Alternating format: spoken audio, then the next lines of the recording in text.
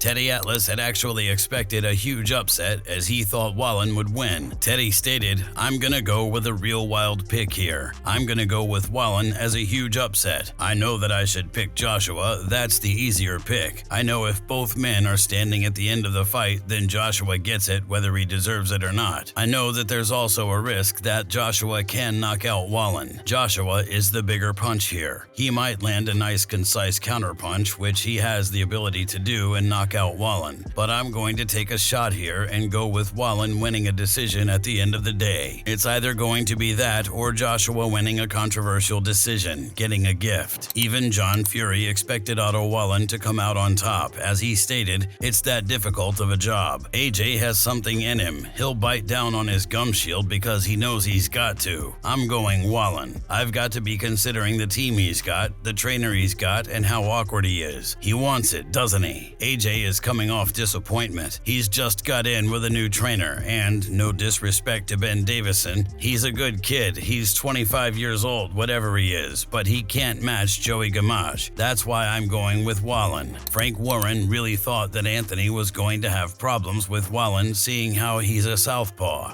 Listen, they're very much professional enough to know they got to focus on what they got on their hands on Saturday. The two opponents they got, in AJ's got Gassiev, who's he's fighting is Wallin, who knocked out Gassiev in his last fight, and he's a southpaw, and he struggled with southpaws in his last few fights. Wallin fancies the job. He's very calm and collected. He fancies it. AJ struggled a couple of times, as I said, with southpaws. We'll see what happens. And then you've got Deontay's in with Joe Parker. He's only had one fight in 2 years. Joseph Parker had a good win last time out. Anything can happen. When they're throwing these big bombs, anything can happen. And I tell you what you've got to look at. You look at Tyson's last fight against Nagano, which everybody said was going to be a walkover.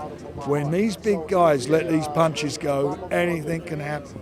Roy Jones Jr. thought it was going to be a good fight, but he saw Joshua being able to handle Wallin. Roy stated, "Wallin is also a good fighter, but AJ's got another gear in him that Wallin may not have. I haven't seen enough from Wallin to suggest that he can beat AJ. I don't think Wallin is a banana skin. I think if Joshua comes prepared, he'll be okay. But if he doesn't come prepared, then there's a problem. Like when Fury didn't come prepared for Ngannou. But I am expecting Joshua to deal with Wallin." George Groves also thought that Joshua would be able to beat Wallin, and he saw it as the perfect way to set up whatever comes next for him. George stated, "Joshua, I think, is going to have to land something heavy on him or hurt him. He doesn't want Wallin to try and nick rounds and run away with it, but Joshua is a big guy. When he steps into range and he's switched on, he lands and he hurts people. I wouldn't be surprised if he gets rid of Wallin. If he does, that's great, because it sets up whatever comes next." Meanwhile, Deontay Wilder faced Joseph Parker, and Otto Wallin had his own prediction of that fight. I think it could be a good fight because Wilder has not been active. I think he has had one round in 2 years, and that was just knocked out Hellenius, of course. So I think it could be a good fight. Parker, he has been active, but of course, if Parker comes out trying to box, he'll probably get knocked out, I think. But if he can bring it to Wilder, then it could be a good fight, I think. And who knows, he might pull off the upset, because I feel like Andy Lee's a good coach, and they, of course, know Wilder pretty well since Fury fought him.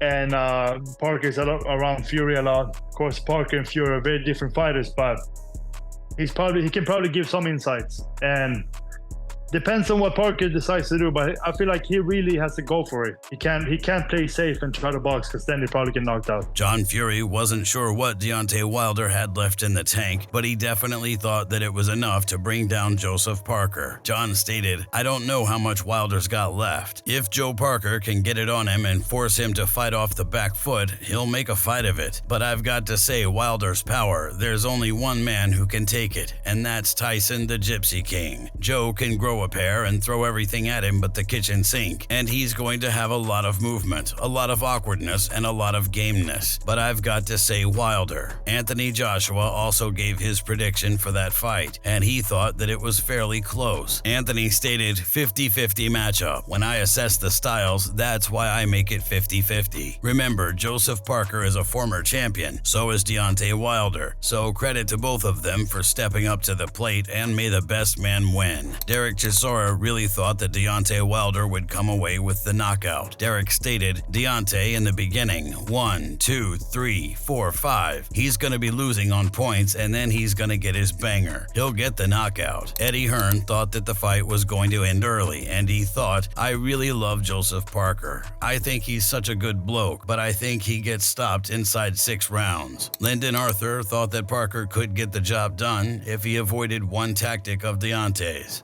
I think Parker can do it as long as he avoids Wilder's right hand. That's what we all know.